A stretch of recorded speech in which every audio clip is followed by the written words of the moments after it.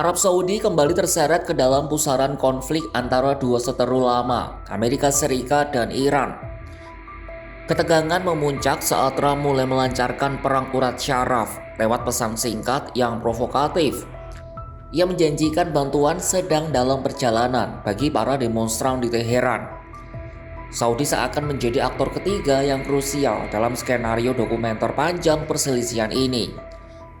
Putra mahkota Mohammed bin Salman alias MBS dikabarkan tengah mengerahkan segala daya upaya untuk membujuk Gedung Putih agar mengurungkan niat melakukan intervensi militer. Langkah catur Arab Saudi kali ini terlihat berbeda. Mereka yang selama ini dikenal sebagai sekutu utama AS di Teluk, kini justru terlihat bergerak searah dengan kepentingan stabilitas Iran. Apakah ini tanda persahabatan baru atau sekadar strategi main aman demi menyelamatkan visi besar ekonomi kerajaan?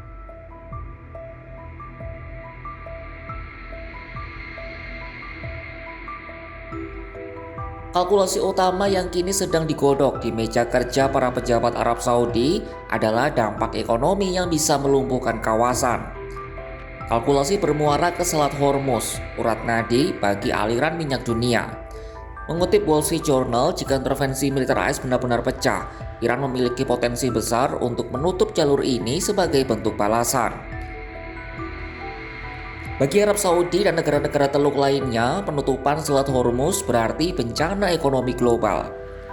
Memangnya kenapa begitu? Alasannya, sekitar 1/5 dari pasokan minyak dunia melintasi jalur ini setiap harinya.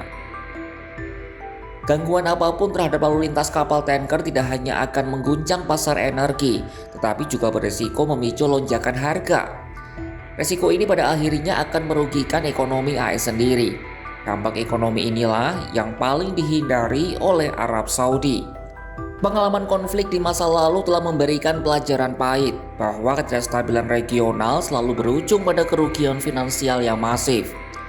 Lebih jauh lagi, stabilitas kawasan menjadi syarat mutlak bagi keberlangsungan program ambisius Saudi Vision 2030. Program ini merupakan pertaruhan MBS untuk melepaskan ketergantungan kerajaan dari minyak lewat pengembangan sektor pariwisata dan investasi asing. Konflik bersenjata di depan pintu rumahnya sendiri akan mengusir investor dan menghancurkan citra keamanan yang selama ini dibangun dengan biaya besar. Pejabat Saudi menegaskan bahwa stabilitas kawasan adalah prioritas tertinggi bagi keberhasilan transformasi ekonomi mereka.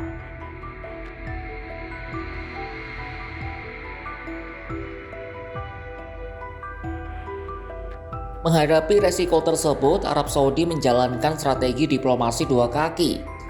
Di satu sisi, mereka tetap menjaga kedekatan dengan Washington. Namun di sisi lain mereka melobi Gedung Putih dari balik layar untuk menunda intervensi.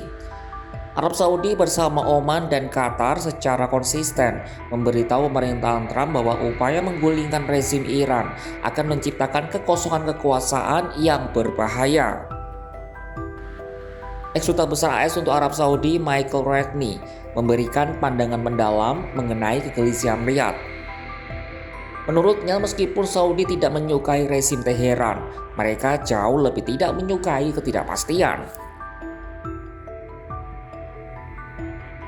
Hal senada disampaikan oleh peneliti di Lembaga Kajian Urusan Internasional Chatham House yang berbasis di Inggris, Neil Quilliam. Menurutnya, berakhirnya protes dan reformasi di Teheran menjadi salah satu skenario terbaik yang diinginkan oleh negara-negara Teluk Arab.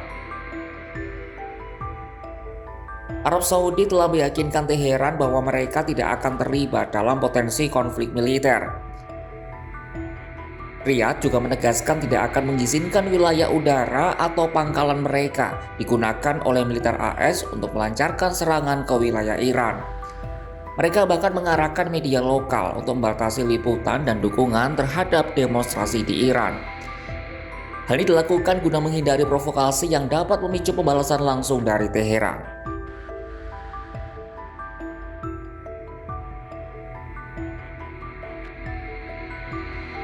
Di tengah upaya peredaman oleh Saudi, Presiden Amerika Serikat Donald Trump justru terus meningkatkan tensi.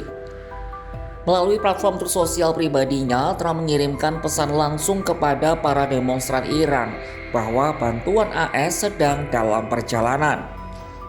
Trump juga secara terbuka menyarankan warga Amerika Serikat yang masih berada di Iran untuk segera meninggalkan negara tersebut.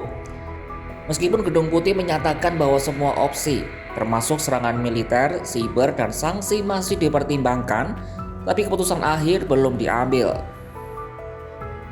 Seorang pejabat Gedung Putih menyatakan bahwa Presiden memiliki cara pandang sendiri dalam memutus perkara. Sementara itu, kondisi di dalam Iran dilaporkan semakin memprihatinkan. Kelompok aktivis hak asasi manusia di Iran menyebutkan jumlah korban tewas kini telah melampaui angka 2.000 jiwa sejak demonstrasi pecah pada akhir Desember.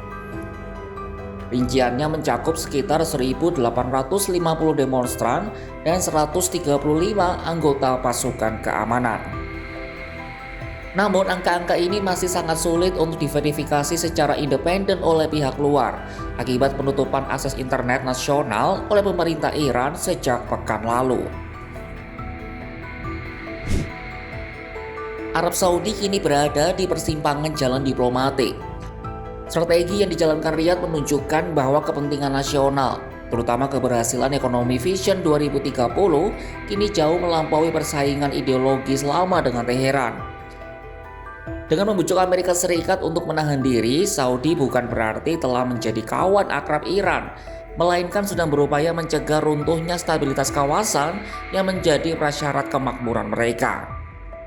Namun efektivitas langkah catur Saudi ini sangat bergantung pada satu orang di Gedung Putih. Jika kotak Pandora di Iran benar-benar terbuka, bukan hanya rezim di Teheran yang akan berguncang, tetapi seluruh tataran ekonomi dan keamanan di Teluk bisa ikut tersapu oleh arus ketidakpastian yang sangat besar. Saksikan kabar lainnya hanya di kanal YouTube Kompas.com.